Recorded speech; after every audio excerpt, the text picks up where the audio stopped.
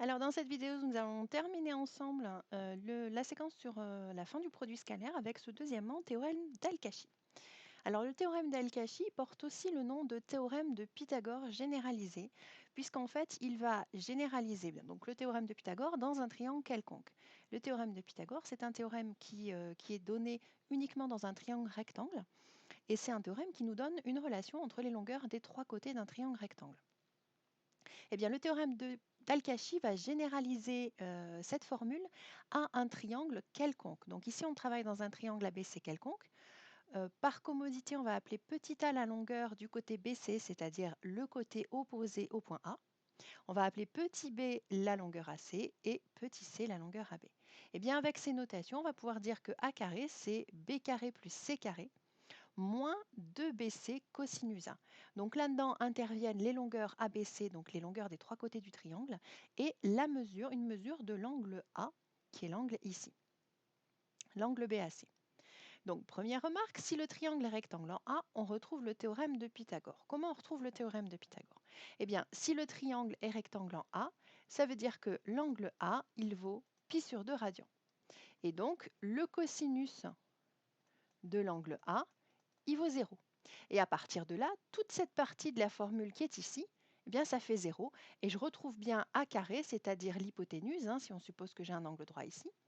Si on suppose qu'on a un angle droit ici, l'hypoténuse A carré est bien égale à B carré plus C carré.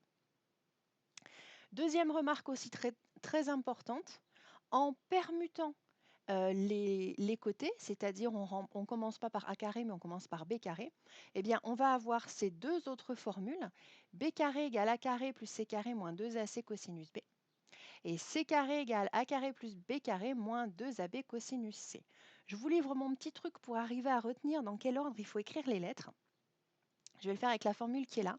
Donc, puisque c'est A carré sur lequel je travaille, eh bien, l'angle qui sera ici, c'est l'angle A, grand A, alors que je travaille avec le côté A carré qui correspond au côté BC. Si j'écris A carré, eh bien ici j'ai les deux autres longueurs, B carré plus C carré, et c'est moins 2 fois B fois C, B et C étant toujours les mêmes longueurs qui sont là. Voilà comment j'arrive à retenir la formule. Eh bien, cette formule, on va la démontrer, et je vais commencer la démonstration avec vous. Vous allez mettre en pause régulièrement pour essayer de chercher un petit peu de votre côté.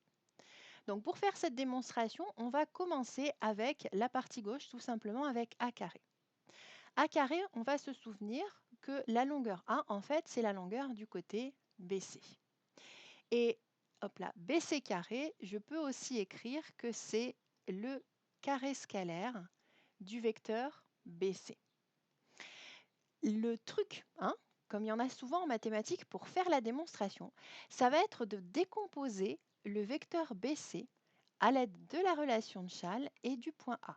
Donc on va écrire que le vecteur BC, c'est égal au vecteur BA plus le vecteur AC. Ça, c'est la relation de Chasles. Ce que je vais vous demander maintenant, c'est de développer le carré de cette somme de deux vecteurs en utilisant les formules d'identité remarquable qu'on a vues ensemble la semaine dernière. Donc vous mettez la vidéo en pause et ensuite vous la remettez en route pour qu'on corrige ce travail ensemble.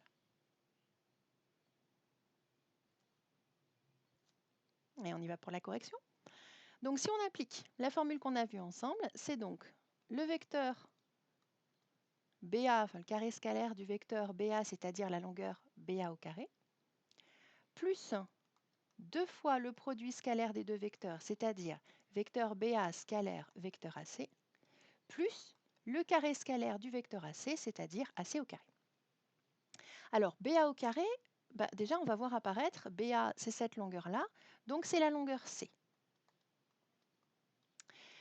BA scalaire AC, c'est un petit peu compliqué parce que vous voyez, on a deux vecteurs, BA et AC, qui n'ont pas la même origine. L'idée, ça va être de prendre l'opposé d'un des vecteurs pour tout exprimer en partant de A. Donc on va dire que c'est moins 2 fois AB scalaire AC en utilisant le fait que le vecteur BA, c'est moins le vecteur AB. Et puis la longueur AC qui est ici, c'est la longueur B. Donc la longueur AC, enfin le carré scalaire de AC, ça nous fait B carré. Je vais regrouper ces deux longueurs-là ici devant, b carré plus c carré, c'est pas mal puisque ça nous fait apparaître ce qu'on voit ici dans la formule. Et puis je vais maintenant essayer de retravailler un petit peu sur ce produit scalaire. C'est moins 2 fois, donc pour faire apparaître un produit de longueur fois le cosinus d'un angle, on va utiliser la définition du produit scalaire, c'est la longueur AB fois la longueur AC fois le cosinus de l'angle ABAC, c'est-à-dire l'angle géométrique A. Et là, on a quasi terminé. J'ai trouvé que A carré, c'est B carré plus C carré. La longueur AB, c'est la longueur C, donc c'est moins 2 fois C, et AC, c'est la longueur B, cosinus A, qu'on peut tout aussi bien écrire B carré, hop là, plus C carré, moins 2BC, en l'écrivant dans un ordre un petit peu plus logique, moins 2BC cosinus A, et voilà, on a démontré la formule d'Al-Kashi. On va passer à l'exemple du cours qui est juste en dessous. Soit abaisser un triangle tel que je vous donne la longueur de AB, la longueur de BC et l'angle géométrique ABC qui est égal à 60 degrés. Première étape, je vous demande de calculer la longueur AC. Et puis deuxième étape, de déterminer au degré près la mesure de l'angle BAC. Donc on va mettre la vidéo en pause, le temps de chercher. Vous cherchez déjà la première question et puis vous remettez la vidéo en route pour en voir la correction. Allez, on corrige ensemble la première question. Donc, il s'agissait de calculer la longueur AC. Moi, j'ai commencé par faire un schéma.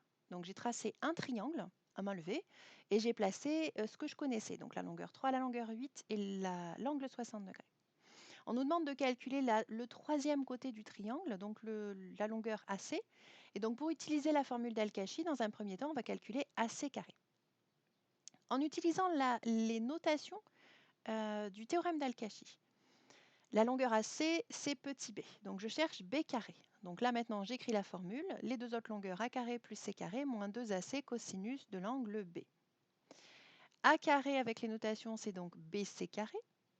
C carré, c'est AB carré. Donc moins 2bc fois AB fois cosinus de l'angle B. On remplace 8 au carré plus 3 au carré.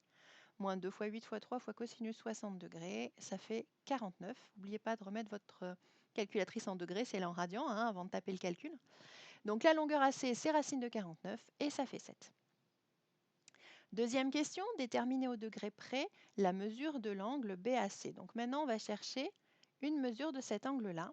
Eh bien, l'idée, ça va être de réinvestir ce que l'on vient de trouver, c'est-à-dire je connais la longueur qui est ici. Et donc, on va pouvoir utiliser toujours la formule d'Al-Kashi qui nous donne un lien entre les trois longueurs et l'angle que je cherche. Il suffit entre guillemets, de trouver la bonne formule à utiliser. Donc encore une fois, vous mettez cette vidéo en pause et puis vous la remettez en route pour voir la correction. Allez, on va corriger la fin de cet exemple. Donc, je devais déterminer au degré près la mesure de l'angle BAC, donc l'angle qui est ici. L'idée, c'était donc de trouver la formule d'Al-Kashi qui faisait apparaître l'angle A. Et la formule d'Al-Kashi qui fait apparaître l'angle A, c'est la formule qui commence par A carré. Donc, j'ai recopié cette formule et traduit avec les lettres de l'énoncé. Il me restait donc maintenant à remplacer chacune des longueurs par sa valeur et ça me donnait 64 égale 58 moins 42 cosinus A. Ça nous donne donc cosinus A égale 64 moins 58 divisé par moins 42. Sous forme de fraction simplifiée, c'est moins 8 sur 21. L'idée, c'est quand même de garder, hein, je vous le répète toujours, une valeur exacte le plus longtemps possible. Donc une fois que la calculatrice est bien en degrés, je vais chercher avec la touche trigo cos-1, je fais cos-1 de moins 8 sur 21 et je trouve environ 112 degrés. Voilà pour cet exemple. Alors pour demain, en plus de l'exercice 31, vous allez essayer de me chercher l'exercice 33, page 228. J'ai cours demain après-midi avec l'autre groupe de la classe. Je vais voir si j'avance suffisamment avec eux. En fonction de ça, je préparerai votre cours de mercredi matin. Donc ne vous attendez pas à ce que demain, avant demain soir, vous ayez les vidéos pour le travail de mercredi. Sur ce, je vous souhaite une excellente fin de journée et je vous dis à bientôt.